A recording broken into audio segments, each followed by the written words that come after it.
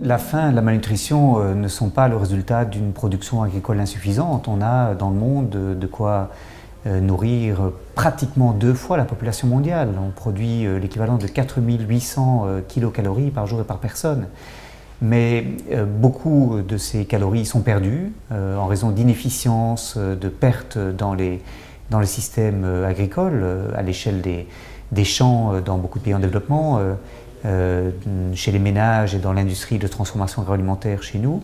Une partie importante de ces calories va nourrir le bétail et la consommation de viande est en partie responsable de ces pertes également, de ces inefficiences.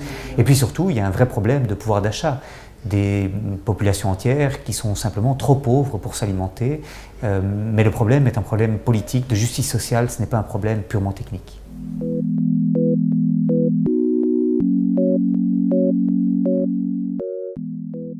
Aujourd'hui, l'agriculture familiale est plus nécessaire que jamais.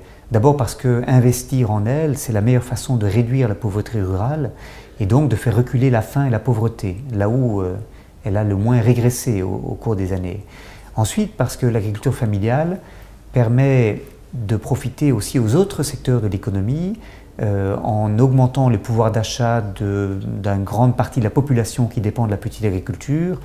On permet des débouchés pour les fournisseurs de services locaux, pour les produits manufacturés, et l'on a des effets multiplicateurs très importants pour l'économie locale. C'est donc une manière intéressante pour un pays d'investir dans son avenir.